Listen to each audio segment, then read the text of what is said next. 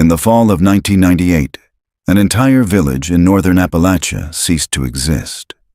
22 people, men, women, and children, gone without a trace. Their dinners were still warm on the tables. Radios were still playing. The dogs were left unfed. No bodies, no signs of struggle, just silence. Tonight we revisit Hollow Creek, the American village that vanished. If you're drawn to stories of the unsolved, the uncanny, and the unforgettable, subscribe. The rain had been falling for 3 days straight when Sheriff Alan Reeves received the call. It was October 18th, 1998, a Sunday evening in Ashe County, North Carolina. Reeves had just finished his supper when the dispatcher patched through a message from a nearby village called Hollow Creek. A neighbor from outside town had driven in earlier that day looking for a friend. He said the village looked wrong. Empty. Reeves didn't think much of it at first. Power outages were common during storms, and rural folks tended to keep to themselves. But then came the second call, then the third. By 9 p.m., Reeves and 2 deputies were driving the winding mountain road toward Hollow Creek, their cruiser tires slipping on the wet asphalt. When they arrived, their headlights swept over silent houses, their windows glowing faintly. Front doors stood ajar. Curtains fluttered in the breeze. It wasn't until Reeves stepped into the first home that he understood the scope of what they were seeing. Plates of food sat half-finished on the table. A television hummed softly, playing a Sunday night football game. A coat still dripped rainwater by the door, but no people, not one. By dawn, it was confirmed.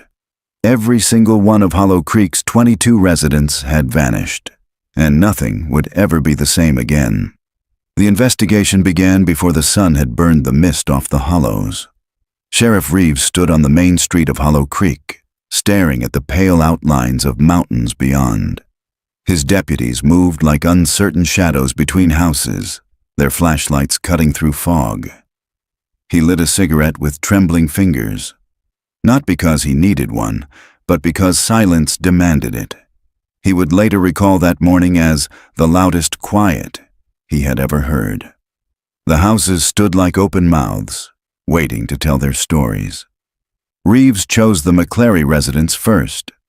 James and Marlene McClary, a couple in their late 40s, lived at the end of Willow Lane with their teenage son. Inside, the scene was almost painfully ordinary. A pot roast cooling on the counter, a half-finished game of cards on the kitchen table. A glass had tipped over, spilling water onto a stack of mail, the ink bleeding. Reeves moved from room to room, beds unmade, clothes laid out for morning, a single lamp still burning in the den. No sign of struggle. The dog, a black and white collie named Jasper, lay in the backyard, whining softly. Starving, but alive. It wasn't until Reeves checked the back porch that something unsettled him. On the railing, lined up with deliberate neatness, were 3 pairs of shoes. Men's boots, women's flats, a boy's sneakers, all placed side by side, soles pointing outward. He called for Deputy Latham. The younger man joined him, flashlight trembling slightly in his grip. "Why'd they leave their shoes?" Latham whispered. Reeves didn't answer. The next house told the same story, then the next. By mid-morning, they had entered nearly a dozen homes. In every one, the same details repeated. Meals left unfinished, radios playing, shoes set neatly by the doors or porches. In the Winters home, a bowl of cereal had turned soggy in its milk. In the Elder house, a baby's crib stood empty, mobile still turning above it. Reeves gathered his deputies outside the abandoned general store. "No sign of foul play," he said, voice low. "No forced entries. No blood. No. Nothing." "Where the hell did they go?" Latham asked. Reeves didn't answer that either. He couldn't. By noon, state police had been called. By evening, the FBI. And soon, Hollow Creek was no longer a forgotten speck on the map, but the epicenter of a mystery that would haunt the nation. The FBI arrived in convoy. Black SUVs, men in suits stepping into the mud with measured efficiency. Special Agent Dana Crowell introduced herself, a tall woman with sharp eyes and an expression that gave nothing away. "Sheriff Reeves," she said, shaking his hand firmly. "You've secured the scene?" "As best we can," Reeves replied. "But the whole village is a scene." Crowell glanced around at the clustered houses, the fog still clinging to the mountainside. "Then we'll start house by house." That night, floodlights bathed Hollow Creek in harsh white glow. Dozens of investigators moved in and out of homes, bagging half-eaten meals, fingerprints, scraps of clothing. Dogs were brought in. Helicopters searched the woods. Nothing. No tracks in the mud leading out of the village. No vehicles missing. No phone calls, no notes, no explanations. Just absence. By the third day, the press descended. Satellite trucks lined the mountain road. Reporters shoved microphones at anyone willing to speak. "Where did they go?" one asked. Sheriff Reeves stared at the cameras, his cigarette burning down to the filter. "If I knew," he said flatly, "we wouldn't be standing here." But inside, he was haunted. Because late that second night, walking past the Hollow Creek church, he thought he'd heard something carried on the wind. Children's laughter, soft, distant, coming from the woods. The morning fog clung stubbornly to the hollow as if unwilling to reveal its secrets. Helicopters circled overhead, their searchlights cutting across the ridge lines. But from the ground, Hollow Creek still looked eerily ordinary. Houses waiting for occupants who would never return. Sheriff Reeves hadn't slept. He sat on the hood of his cruiser, coffee going cold in his hand, watching the FBI agents fan out. It was the third day since the call, and still not one clue had emerged. Not a footprint, not a drop of blood, not even a single credible witness. He ground his cigarette into the gravel and forced himself to stand when Special Agent Crowell approached. She looked impossibly awake for someone who had also been working round the clock. "Sheriff," she said, "we've gone through 12 houses so far. The details are consistent." Reeves nodded. Shoes lined up, meals left out, radios on, and not a sign of where they went. Crowell's tone was neutral, but Reeves could see the tightness around her mouth. Even seasoned agents were unnerved. "What's your theory?" Reeves asked. She glanced at the row of houses, her gaze sharp but unreadable. "Right now, my job is to collect evidence, not form theories." "That's convenient," Reeves muttered. She shot him a look, but let it pass. By noon, the search expanded beyond the village. Teams of dogs combed the woods, handlers calling into the mist. State troopers walked shoulder to shoulder through fields, marking grids with fluorescent tape. The creek that gave Hollow Creek its name was dragged, its black waters swirling under floodlights. Nothing. The press called it the Vanishing Village. Reporters speculated wildly. Cults, alien abduction, chemical leaks, mass suicide. Every network wanted footage of the empty homes, the half-finished meals, the silent streets. Inside one house, a cameraman whispered to his producer, "It looks staged." Like someone meant for us to find it this way, Reeves overheard. He said nothing, but the idea gnawed at him. That night, the FBI set up a temporary command post inside the village church. The pews were pushed aside to make room for maps, radios, and stacks of evidence bags. Floodlights outside turned the stained glass into glowing panes of red and blue. Reeves wandered in late, the smell of damp wood mixing with coffee and sweat. He lingered near the back, watching the agents debate. Crowell stood at the front, pointing to a map of the county. There are no recent missing persons reports from outside Hollow Creek. No indication of mass travel. Phones were left behind. Vehicles, too. The disappearance was contained. That's the strangest part. "Could they have walked out?" an agent asked. "Through miles of mud and woods without leaving tracks?" "All 22 of them." Murmurs rippled through the room. Reeves shifted uncomfortably. He thought again of the sound he'd heard. The laughter outside the church on that first night. He had told no one. Not yet. When the meeting broke, Crowell caught him by the door. "You look like you want to say something." Reeves hesitated. "I don't have proof." "Proof comes later." "What is it?" He lowered his voice. "The first night I thought I heard children." Outside, near the woods. Her expression didn't change, and that was before I knew all the kids were gone. For the first time, Crowell looked unsettled. "Sheriff," she said quietly, "you'll need to write that down." The following morning, the search shifted focus. Instead of looking for the missing, agents looked for patterns. One by one, they built profiles of the 22 residents.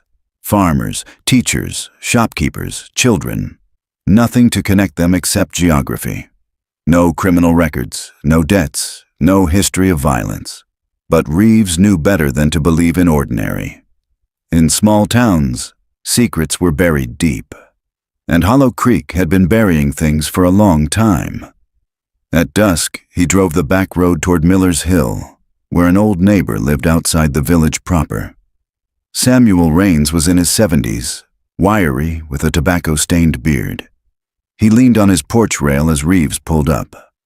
"Sheriff," Raines said, squinting into the fading light.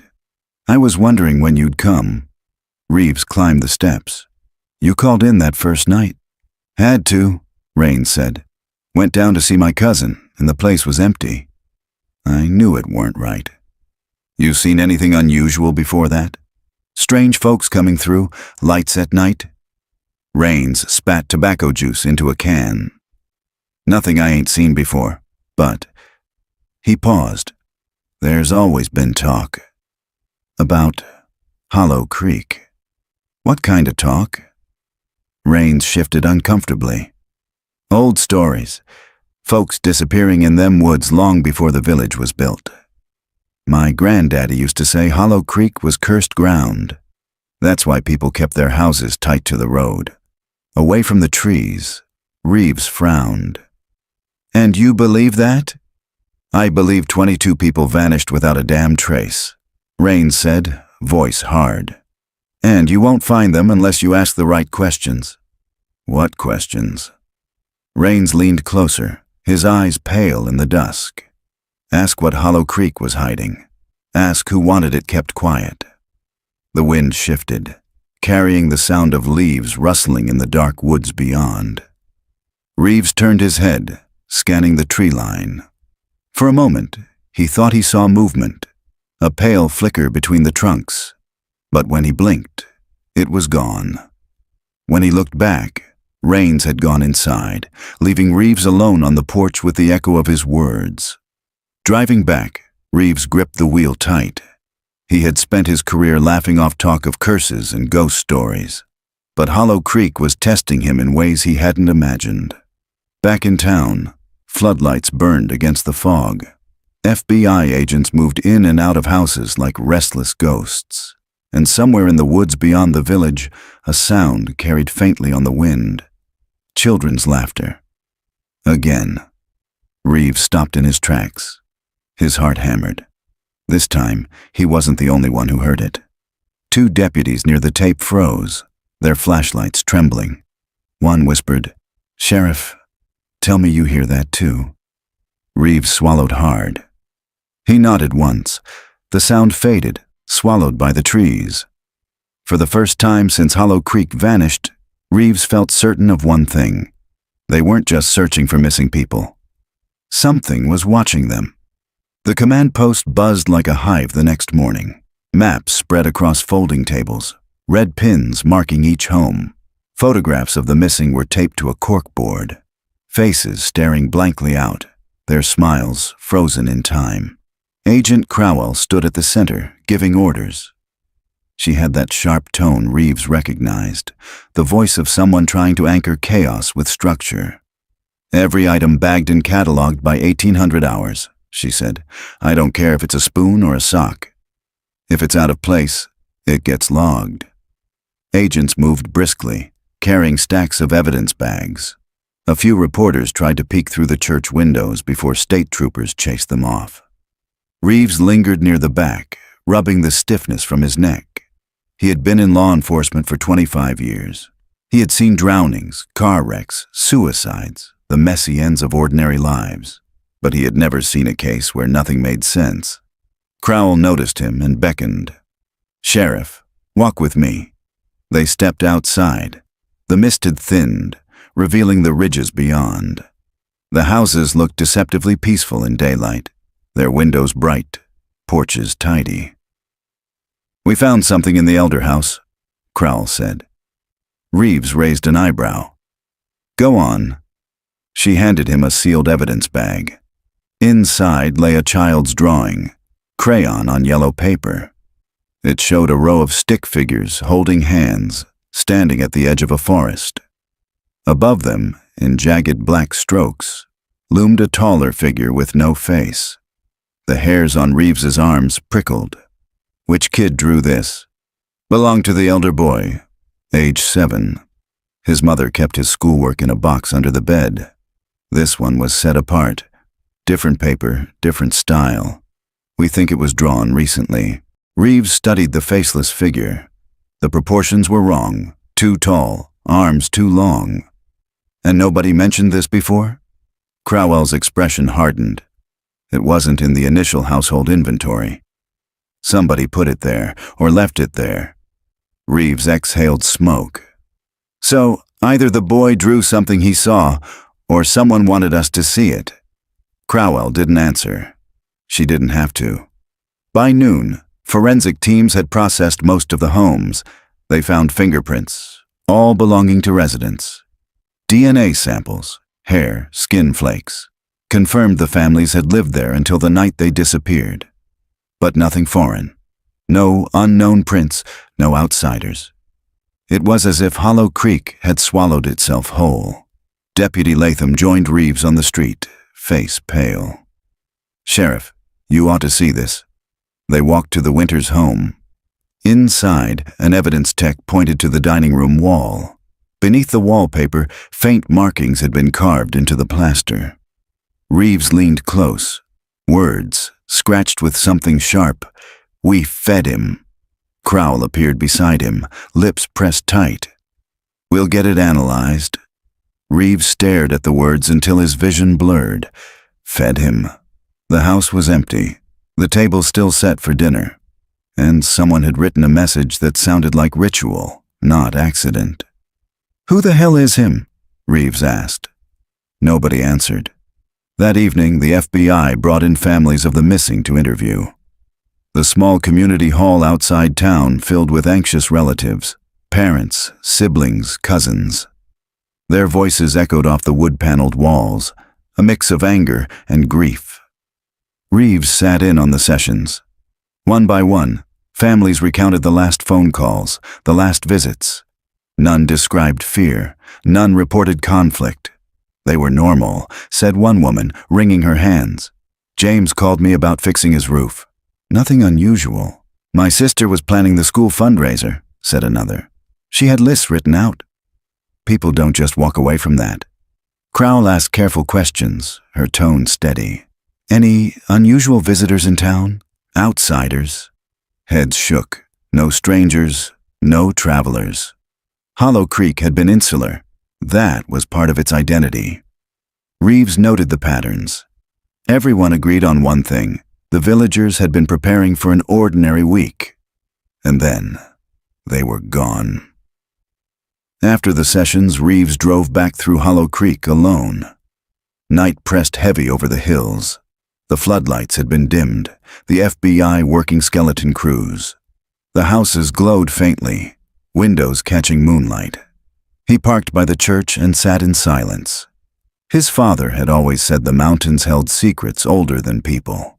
Reeves used to laugh at that. Tonight, he wasn't laughing.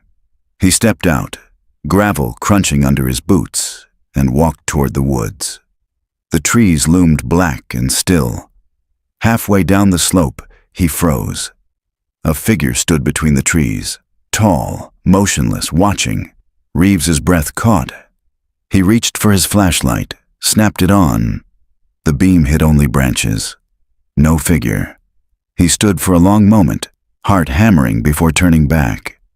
His boots squelched in mud, but another sound threaded the silence. Laughter, soft, high-pitched, like children at play. It came from deeper in the woods. Reeves gritted his teeth, fighting the urge to follow. His deputy had heard it too the night before. He wasn't losing his mind, but he was starting to believe something no training manual could prepare him for. Hollow Creek hadn't just lost 22 souls. Something had taken them. The rain finally broke on the 5th day. Sunlight cut through the clouds, sharp and indifferent, revealing Hollow Creek in its full desolation. 22 houses, all neatly kept, all abandoned. The village looked alive only from a distance. Up close, it was a stage with no actors. Special Agent Crowell had called a briefing. Reeves sat at the back of the church-turned command post, his hat low over his eyes. The air was stale with sweat and damp clothing. Crowell pointed to photographs pinned across the corkboard. "We've found no physical evidence of mass departure. No tire tracks, no footprints beyond the residence. But we did uncover something in the county records." She tapped an old black and white photo. Hollow Creek, circa 1920. The church stood at the center, smaller but recognizable. Rows of simple wooden homes flanked the dirt road. "This wasn't the first time people disappeared here," Crowell said. The room hushed. County records show Hollow Creek was built on the site of an older settlement, Miller's Crossing. In 1919, that community suffered a mass disappearance of 14 people. Local authorities at the time called it a flu epidemic, but no bodies were ever reported. The town was resettled a decade later under a new name. Reeves shifted uncomfortably. His father had told him stories about Miller's Crossing, but he'd always assumed they were backwoods folklore. Crowell's gaze swept the room. This isn't just a missing persons case. It may be part of a historical pattern. Later, Reeves stood outside smoking while agents filed past. Deputy Latham joined him, his face pale. "You believe that?" Latham asked quietly. "That it happened before?" Reeves exhaled smoke. "I believe the ground remembers things we don't want it to." They both turned toward the woods. Sunlight filtered through the trees in fractured shafts. The silence pressed down, heavier than it should have been. That afternoon, forensic teams expanded the search radius. Ground-penetrating radar swept the cemetery behind the church. The machine beeped steadily as it rolled over the soil. A technician waved Crowell over. "Ma'am, we've got anomalies, large voids beneath the earth." Reeves joined them. They knelt at one of the graves. The headstone read, "Eleanor McClary, 1898 to 1919. "Void beneath," the technician confirmed, "but shallow." "Not a coffin." They dug carefully. After 2 feet, the shovel hit something hard. Reeves crouched as soil fell away, revealing a crude wooden box no larger than a child's toy chest. Inside lay a bundle of bones. Small, fragile. Not one skeleton, but many fragments mixed together. Reeves felt his stomach turn. "These aren't from 1919, Crowell said grimly. "Some are recent." The cemetery became a crime scene within the hour. Multiple shallow boxes were unearthed, each containing bones, human, animal, indistinguishable in places. Some showed cut marks, others were charred. One skull, small as a grapefruit, bore deliberate carvings across the crown. Reeves stared at it, his throat dry. He couldn't decipher the symbols, but they felt old. Older than the town itself. That evening the press swarmed when word leaked. Reporters shouted questions, cameras flashing. Is this a ritual site? Were the villagers part of a cult? Are the missing presumed dead? Crowell pushed through without comment, but Reeves caught a reporter's words lingering in the air. They fed him. The phrase carved into the winter's wall, the phrase now on every reporter's lips. Inside the church, tension simmered. Agents whispered of cults, of sacrifices. Reeves sat with Latham near the back. "You hear it last night?" Latham asked. "Hear what?" "The laughter." Reeves' chest tightened. He had hoped the others hadn't noticed. "Yeah." Latham's eyes darted to the windows. "Sheriff, it wasn't just kids. I heard a man too. Deep voice. Like he was calling them." Reeves didn't answer. He couldn't.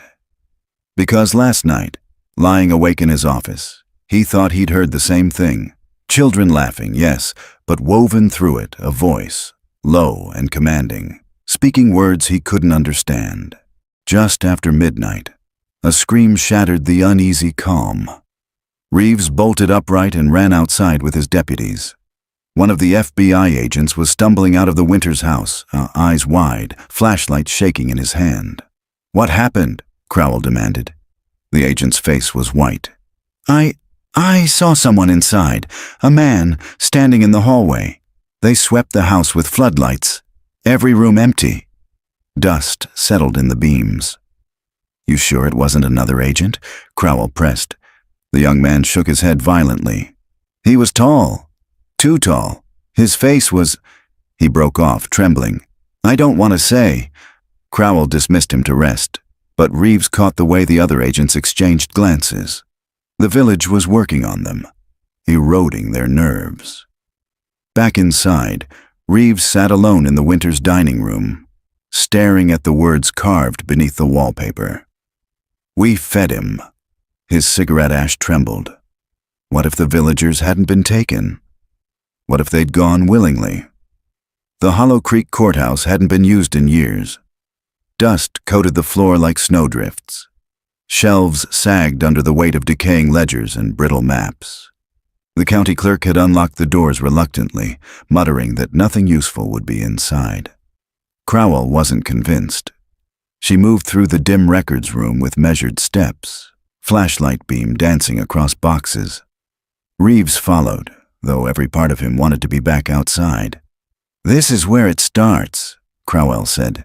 "Not the graves. Not the houses. Here, in the paper trail." They opened a box marked 1920, Miller's Crossing. Inside, files detailed the disappearance of 14 residents. The handwriting was neat, almost elegant. The ink faded to sepia. Reeves read aloud, "Cause of death, influenza." He snorted. Not a single body was ever recovered. Crowell leaned closer. "Look here." She pointed to a note scrawled at the bottom of a page. "Recommendation. Site unsuitable for habitation due to recurring disturbances." "Disturbances?" Reeves echoed. Crowell pulled another folder. "Reports from surveyors in 1930, when Hollow Creek was established." Pages described complaints of voices in the woods, livestock mutilated, families moving away after hearing children singing at night. And then, in 1936, an entry that froze them both. Complaint filed by Eleanor Barrett. Entire family missing. House abandoned. Neighbors claim they were taken in the night. Reeves whispered the words again. Taken in the night. His hands trembled despite himself. Back in the present, the courthouse clock struck noon, startling him.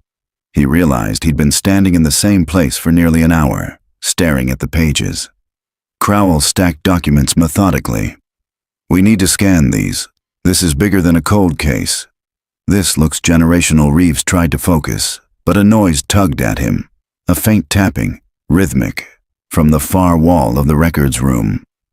He turned his head slowly. The wall was lined with old cabinets. One drawer, second from the bottom, rattled ever so slightly. Reeves walked toward it, every step heavy.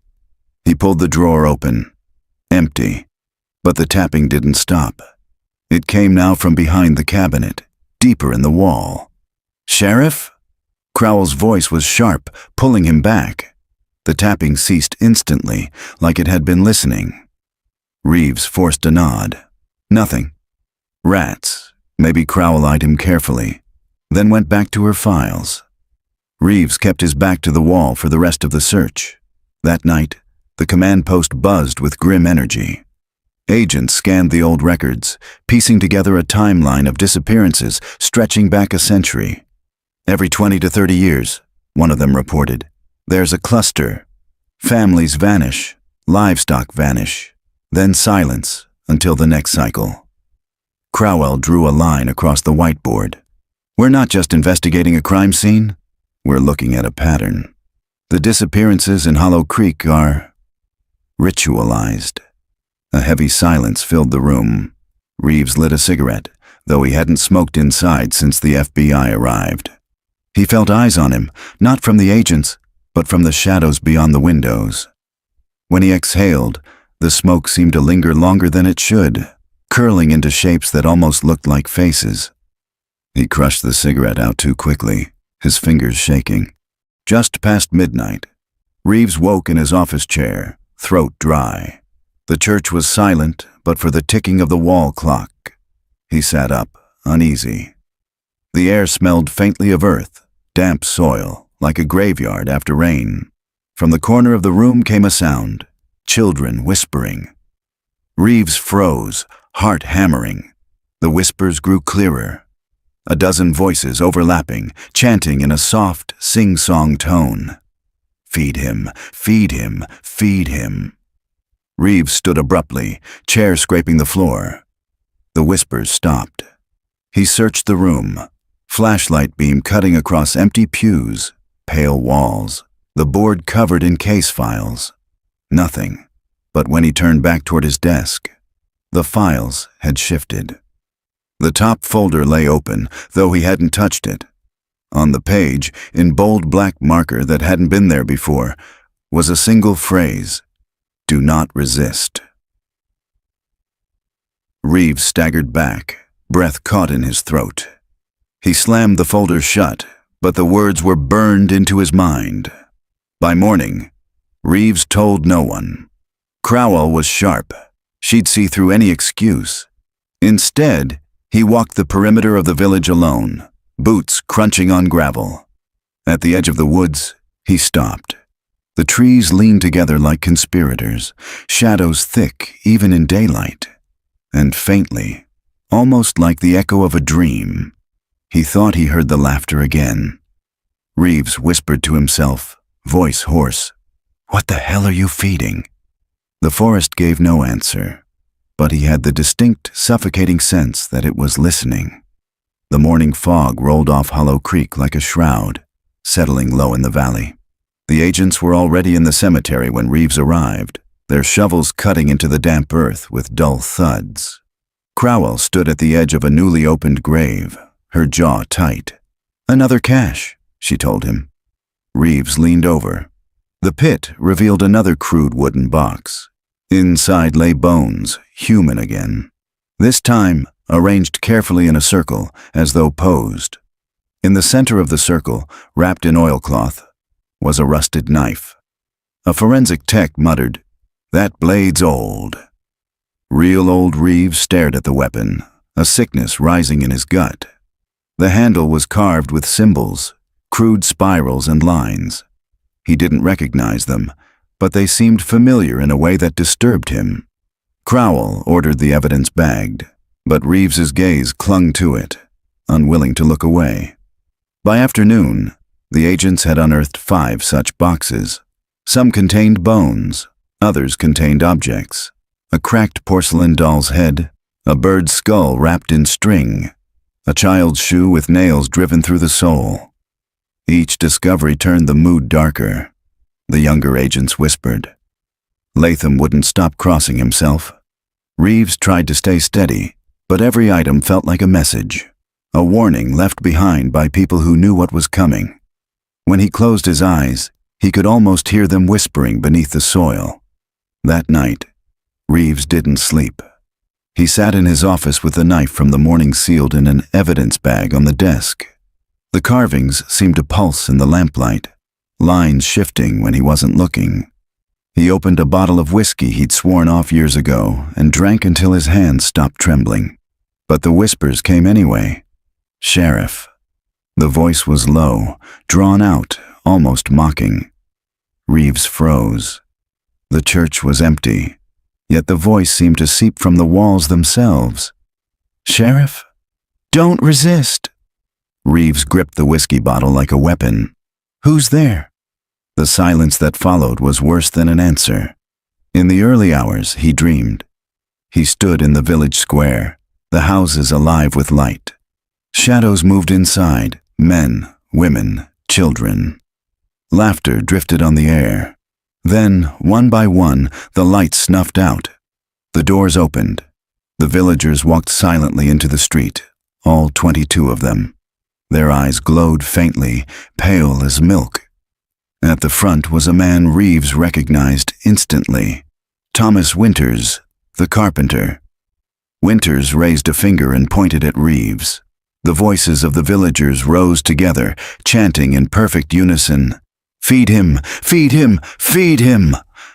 Reeves tried to run, but his legs locked. The chant grew louder until it shook the ground. The villagers advanced, and behind them, something larger moved. A shape in the darkness, towering with too many limbs. Reeves woke screaming, the sound echoing off the church rafters. He stumbled outside into the night air, chest heaving. The stars glared down, sharp and merciless. Latham found him crouched on the steps, drenched in sweat. "Sheriff?" Reeves wiped his face quickly, trying to disguise his terror. "Bad dream." Latham studied him. "You look like hell. You're hearing it too, aren't you?" Reeves didn't answer. "Voices in the night," Latham whispered. "Kids laughing. Men calling. I hear it every time I close my eyes." Reeves lit a cigarette with shaking hands. "Keep that to yourself, deputy. Last thing we need is panic." But inside, he knew panic was already spreading. Through the agents, through the town, through his own mind. At dawn, Crowell convened another briefing. Reeves forced himself upright, though his skull pounded. Crowell's voice was clipped, businesslike, but her eyes betrayed unease. "The artifacts and bones point to a ritual pattern. This isn't random disposal. It's deliberate, symbolic. The question is, were the villagers performing the rituals or victims of them?" She laid a photo on the table. The rusted knife. "This symbol repeats on every artifact," she continued, tracing the spiral with her pen. "It matches a carving found in a 1919 ledger from Miller's Crossing. We're bringing in an anthropologist to analyze it, but I suspect we're looking at continuity. Something practiced here for a very long time." Reeves stared at the photo. In the spiral, he thought he saw movement, like it was drawing him inward, down into something bottomless. He blinked hard. The symbol was still, but he couldn't shake the sense it was watching him back. The tree line loomed at the village's edge, a wall of cedar and oak tangled with undergrowth. Morning light barely penetrated the canopy. Crowell had ordered a full sweep. Dozens of agents and deputies formed a line, stepping into the woods like soldiers crossing a battlefield. Reeves walked near the center, shotgun slung across his chest, though he wasn't sure a weapon would help against what he felt here. The air inside was cooler, stiller. Every snap of a twig echoed too loud. They moved slowly, scanning the ground, flagging anomalies. Within an hour, they found their first one, a ring of stones blackened by old fire, half buried beneath leaves. In the ashes, a jawbone lay brittle and white. "Animal?" one agent asked hopefully. Reeves crouched, brushed soil away. The teeth were too flat, too human. They marked it and moved on. The deeper they went, the stranger the signs became. One clearing held a dozen wooden poles driven into the ground, each carved with spirals and lines like those on the knife. Time had weathered them, but the grooves were unmistakable. Another site revealed a pit. Inside lay bones, countless bones, layered like sediment. Some fresh, some crumbling. The smell of rot clung to the soil even after decades. The anthropologist, Dr. Eerie, flown in from Dallas, examined the markings with reverence, as though afraid to touch them. "These are not random," she said softly. "This is ritual space. pre-Christian in style, though distorted. I've seen similar sites in rural Europe, fertility cults, blood cults, but this is American. A syncretic thing. Something that grew out of isolation. Reeves felt the woods close tighter around him. He thought of the villagers' empty houses, their neatly set tables. They hadn't vanished at random. They'd prepared. Near dusk, as the search line spread thin, Reeves heard it again. Laughter, high, childish. It drifted through the trees, carried on no wind. "Hold!" Reeves barked. His deputies froze. He tilted his head, listening. The laughter swirled, impossible to place. Then came a voice, low, rough, almost a growl. Words he couldn't understand, syllables curling unnaturally in his ears. Reeves raised his shotgun. "Show yourself." The forest answered with silence. When they regrouped at the edge of the woods, Reeves said nothing, but his hands wouldn't stop shaking. That night, back in the church, Crowell reviewed the finds. "We're dealing with an organized belief system," she said. "One that demanded sacrifice." She pinned photos to the corkboard. The fire pits, the poles, the pit of bones. Whatever happened to those 22 villagers, it wasn't random. They were part of this. Willing or not, Reeves sat at the back, staring at the photos. His mind replayed the laughter, the guttural voice, and as he looked at the picture of the carved poles, he realized something chilling. The spirals weren't random designs. They matched perfectly with the way the villagers' homes had been arranged around the church, a pattern, an echo. Hollow Creek itself was a ritual circle. Later, Reeves stood alone outside. The night pressed close, stars veiled by cloud. He lit a cigarette, but the flame barely held. From the woods, faint but clear, came the laughter again. Children, countless children, giggling in the dark. Reeves whispered hoarsely, "God help us." The laughter answered, bright and cruel, as if God had no say here at all. The discovery came from an overlooked place, the attic of the McClary house. Agents had combed it weeks earlier, finding only dust and old trunks. But this time, one deputy pried up a loose board near the chimney. Inside the gap lay a wrapped bundle, a cloth pouch sealed with wax. Crowell brought it straight to the church. Reeves was there when she unwrapped it, laying the contents on the table under a bare bulb. A leather-bound journal, its cover cracked and soft. The first page bore a name in faded ink. Clara McClary, 1956. Reeves's breath caught. He knew the McClary family by name. They'd been among the vanished. Crowell opened to the first entry. The handwriting was delicate but steady. April 2nd, 1956. The nights are long here, but I love the quiet. Thomas says we are lucky to live apart from the world. I believe him. And yet sometimes, when the wind passes through the trees, it feels like voices travel with it. The entries began simply. Descriptions of gardening, Sunday meals, neighbors visiting. Life in Hollow Creek had been ordinary, but slowly, a shift crept in. May 17th. Last night, Margaret Barrett woke screaming. She said she heard children playing outside her window, but when Thomas checked, the yard was empty. The laughter did not stop until dawn. June 3rd. Father O'Leary preached against fear. He told us the devil prowls in lonely places, but the Lord protects us. Still, I saw him trembling when the voices began in the middle of his sermon. June 21st. The children have stopped speaking. All of them. They only laugh. Their parents pretend not to notice. But when I look in their eyes, I do not see children anymore. Only hunger. Crowell read aloud, her voice tightening with each passage. The agents in the room sat silent, rapt. Reeves leaned forward, knuckles white. His pulse hammered as the words sank into him. The later entries grew erratic, ink smudged, sentences broken. July 9th. We are told not to resist, that to resist is worse than death. I do not know who tells us. The voice comes from the earth, from the trees, from our own children's mouths. July 15th. Thomas says it is nearly time. He kissed me tonight and said we would not be afraid. But I saw tears in his eyes. He has carved the spiral into our door, just like the others. He says it is a promise. I think it is a mark of surrender. The final entry filled only half a page. The handwriting shook with haste. July 23rd.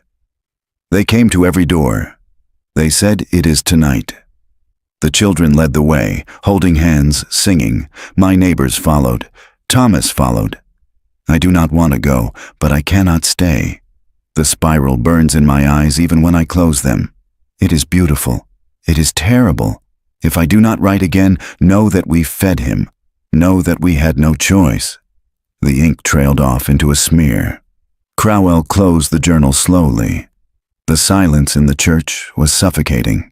Later, Reeves sat alone with the book, tracing the shaky last lines with his fingertip. We fed him. The words pulsed in his skull like a heartbeat. He imagined Clara, her candle guttering in the dark as she scribbled those final words.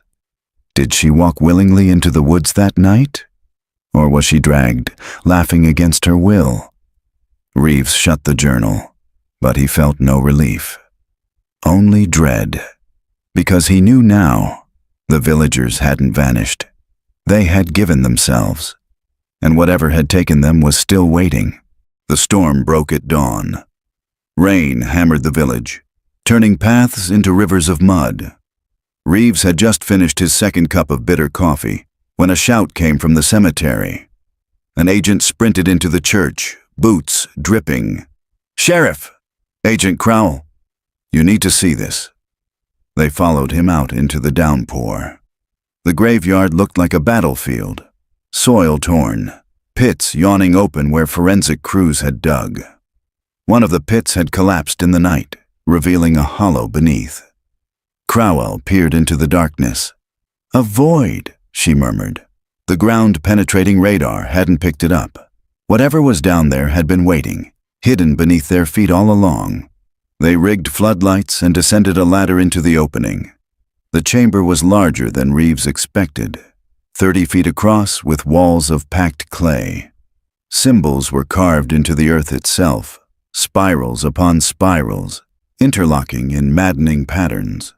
At the center stood a stone altar. The surface was blackened with soot and stained dark. Reeves didn't want to guess what had been spilled there. Around the altar, arranged with ritual precision, lay bones.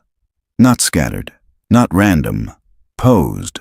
Some were adult, others child-sized.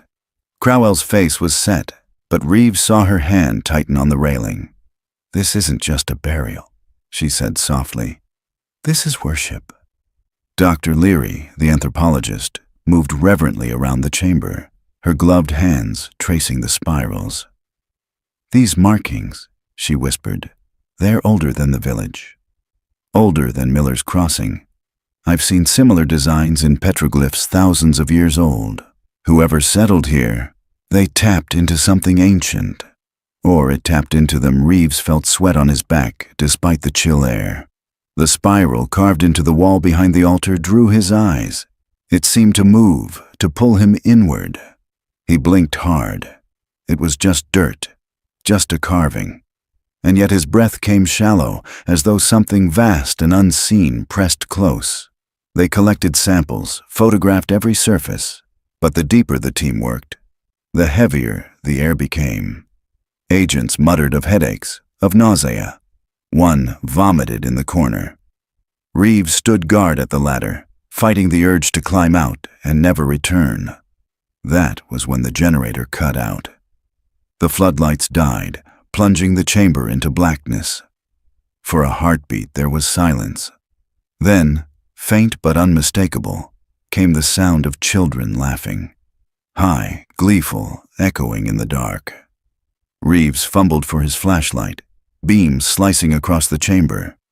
The others did the same, white cones of light swinging wildly. The altar was empty.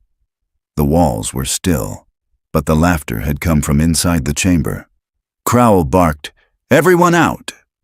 Now they scrambled up the ladder, mud slick beneath their boots. Reeves was the last, his flashlight trembling in his hand. As he climbed, he thought he saw movement at the bottom. A pale figure, child-sized, watching him with eyes that glowed faintly in the dark. He blinked, and it was gone. Above ground, agents breathed raggedly in the rain. The generator sputtered back to life, lights flaring again. Crowell's face was pale but composed. "Seal it. No one goes back down until we know what we're dealing with." Reeves said nothing. His gaze stayed fixed on the pit, water rushing into the void. He had seen something down there. He was sure of it. And it had seen him too. That night, Reeves couldn't shake the sound of the laughter. It followed him into his office, into his dreams. When he finally drifted into uneasy sleep, he dreamed of the chamber again. The spirals pulsed, glowing faintly. And in the center, on the altar, lay the blue leather journal. Its pages fluttered in a wind that wasn't there. The final words burned across the open page. "We fed him." Reeves woke with a start, throat raw from screaming. Rain hammered the church roof, drowning the village in white noise. Inside, the command post was unraveling. 2 agents shouted across the room, their voices sharp, cracking with exhaustion. "You didn't log that evidence bag." "I logged it. You're the one who left the latch open." Crowell slammed her hand on the table. "Enough." The room went quiet, but the silence was brittle. Reeves could feel it. Everybody was fraying. Days of sleepless nights, strange discoveries, the whispers no one wanted to admit they heard. Reeves lit another cigarette, ignoring Crowell's glare. Smoke curled toward the rafters. "You all feel it, don't you?" he said finally. His voice was rough, low. "This place doesn't want us here." No one answered, but the way they shifted told him they agreed. Deputy Latham was the first to break openly. Reeves found him outside near the cemetery, pacing in the rain. "They're still here," Latham muttered, eyes darting to the woods. "The villagers. I seen them, Sheriff. Last night." Walking between the trees, Reeves grabbed his shoulder. "You saw shadows." "Nothing more." Latham shook his head violently. "No, faces. I knew some of them. Mrs. Elder, young Jacob Winters. They were smiling like they knew something I didn't." His voice cracked. "They're not gone. They're waiting." Reeves wanted to dismiss it, but he remembered his dream. The villagers standing in the street, eyes glowing, chanting, waiting. That evening, a commotion broke in the church. An agent, Hernandez, stumbled in, soaked and wild-eyed. "I heard them," he gasped. "They were calling my name." From the woods, kids' voices. Another agent snapped, "You're losing it." "We all are."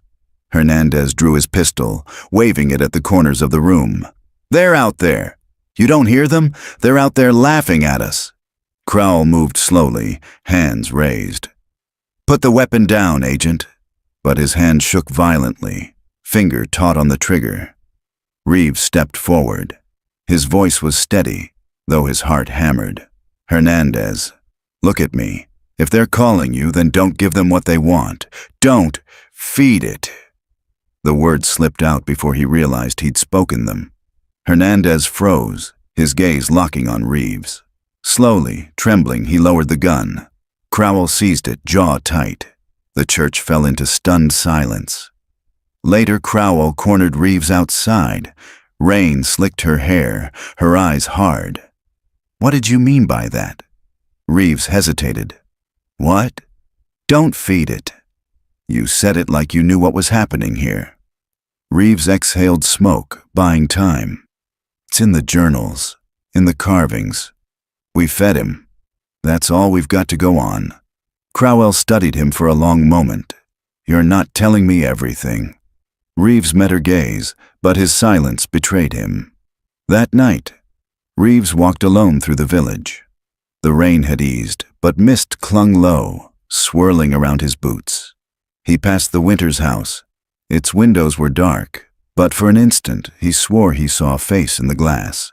A child, pale and smiling. When he blinked, it was gone. Reeves pressed his palms to his temples. He couldn't tell anymore what was real and what Hollow Creek wanted him to see.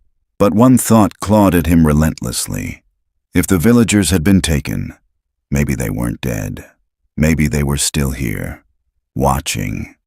The storm passed, leaving Hollow Creek sodden and gray. Mud clung to boots, water dripped from eaves, and mist rose off the cemetery like smoke. Crowell ordered a final sweep of the woods. Too many days had passed with nothing but whispers and bones. They needed proof, something concrete. The line of agents advanced between the trees. Reeves trudged near the center, shotgun heavy in his hands. His head ached from lack of sleep, but adrenaline kept him upright. After an hour, a call came from the flank. "We've got something." They converged on a shallow ravine. At the base, hidden beneath ferns, lay the ruins of a shack. The roof sagged, walls leaning, but inside were signs of habitation, blankets laid out, jars of canned food, a rusted lantern still blackened with soot. One agent lifted a tin can. The expiration date read 1999. Crowell frowned. "This is recent." Reeves knelt, running his hand across the blankets. The fabric was damp, but not decayed. Someone had been here. Not decades ago. Days. Then he saw it, pressed into the mud near the doorway, clear as a photograph. A barefoot print. Small, a child's. Still sharp, edges unsoftened by rain. Reeves' breath caught. "They're alive!" The team pressed deeper, following the ravine. They found more signs, a rope swing hanging from a branch, frayed from use, a circle of stones with ashes still warm, and then, carved into a tree, a spiral. Fresh, the bark still bleeding sap. Reeves touched it with trembling fingers. "They're leading us," he whispered. Crowell's face was pale, or luring us. By dusk, the woods grew darker, oppressive. The search line frayed as agents stumbled over roots, nerves snapping taut. That was when the laughter began again. This time, it wasn't distant. It surrounded them, weaving through the trees, high, bright, unmistakably children. Flashlights swung wildly. Agents called out, some with fear, some with fury. Reeves stood frozen. The sound pulled at him, tugging something deep in his chest. He remembered the dream. The villagers walking hand in hand, children leading the way. "Sheriff," Latham hissed. "Do you see that?" Reeves turned. Between the trees, pale figures moved. Dozens. Men, women, children, their faces faint in the mist. They walked slowly, deliberately, as if in procession. Reeves' heart hammered. "It's them!" Crowell barked. "Hold your positions!" Nobody fires, but the figures kept moving, silent now, their eyes glowing faintly in the dark. The agent's line broke. Some shouted, others fled. Flashlights bobbed, beams scattering like fireflies. Reeves stood rooted, watching the procession vanish deeper into the woods. Without thinking, he stepped forward. "Sheriff!" Crowell snapped. But Reeves couldn't stop. Every part of him screamed to follow. The villagers were alive. He could feel it. Somewhere beyond the trees, they were waiting for him. That night, back at the church, the team was in shambles. 2 agents hadn't returned. Radios buzzed with static. Crowell slammed her fist on the table. "We end this tomorrow. We go back in force. If the villagers are alive, we bring them out. If not..." She trailed off. No one asked what she meant. Reeves sat in silence, clothes damp, eyes distant. He still heard the laughter in his ears, still saw the procession. They hadn't looked like victims. They had looked like believers. And Reeves feared what they were believing in.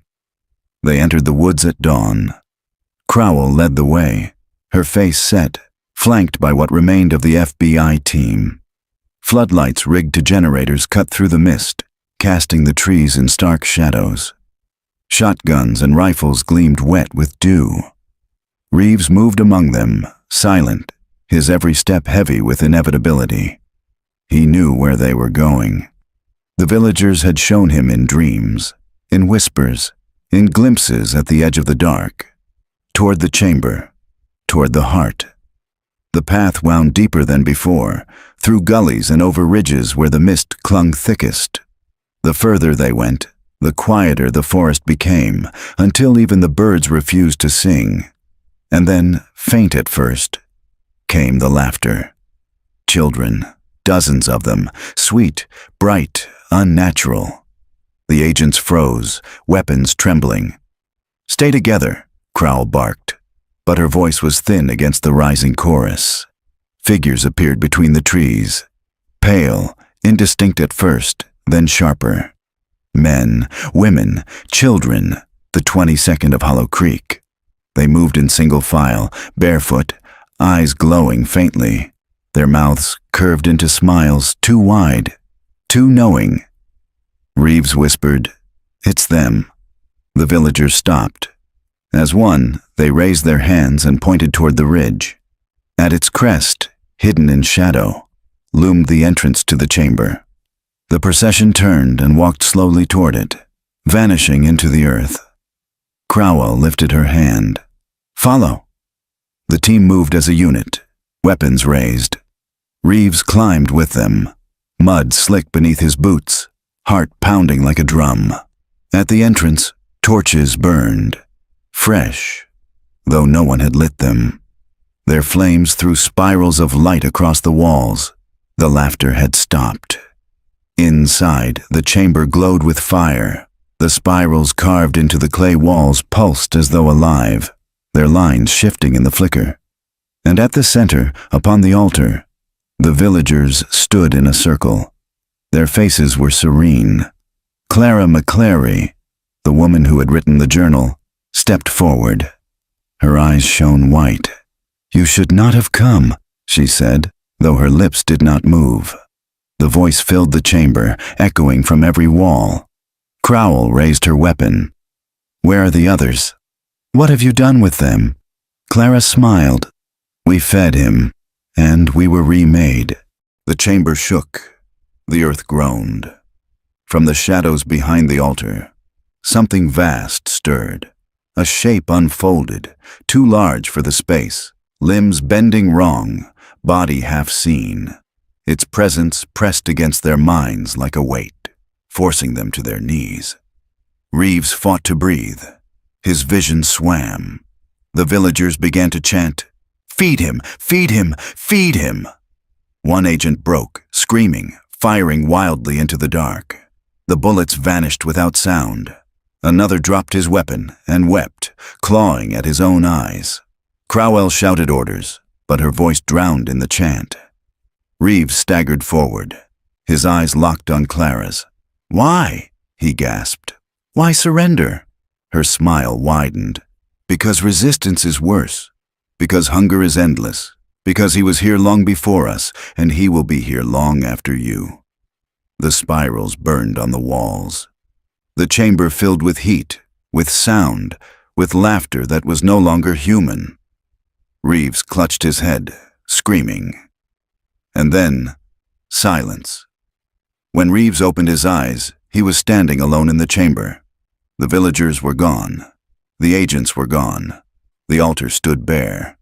Only the spirals remained, carved deep, pulsing faintly in the dark. Reeves stumbled outside. The forest was quiet, mist curling between the trees. No footprints behind him. No sound of pursuit. Hollow Creek lay silent, as though nothing had ever happened. Reeves fell to his knees, his screams swallowed by the hills. 20 years later, a camera crew returned to Hollow Creek. The houses were collapsed shells now, overgrown with ivy and brambles. Wind pushed through broken windows. Rusted mailboxes leaned at the ends of driveways. Names faded into illegibility. The crew's producer, a woman named Hallie Voss, crouched to brush dust from a milestone marker on the road's edge. The letters were almost erased, but still visible. Hollow Creek, established. 1883. She spoke softly into her microphone. This is all that remains of the village where, in 1984, 22 people vanished without a trace. Law enforcement recovered journals, bones, and strange carvings in the nearby woods, but the official investigation was closed in 2001.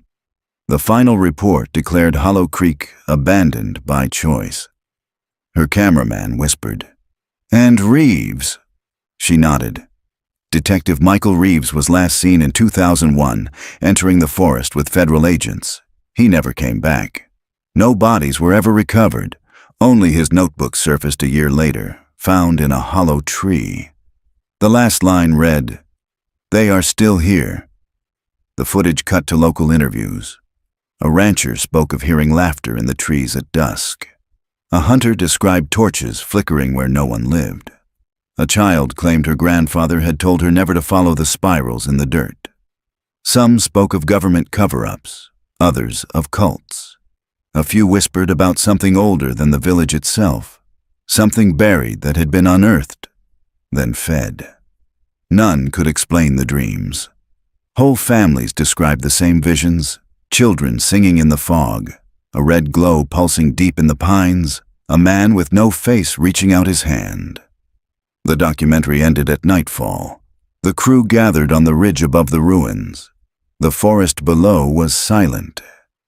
Hallie turned to the camera, her face pale in the glow of the floodlights. "There is nothing left of Hollow Creek," she said quietly. "And yet, sometimes it feels like the village never left us at all." The floodlights flickered. For a heartbeat, the microphones caught a faint sound, children laughing, and then the screen went black.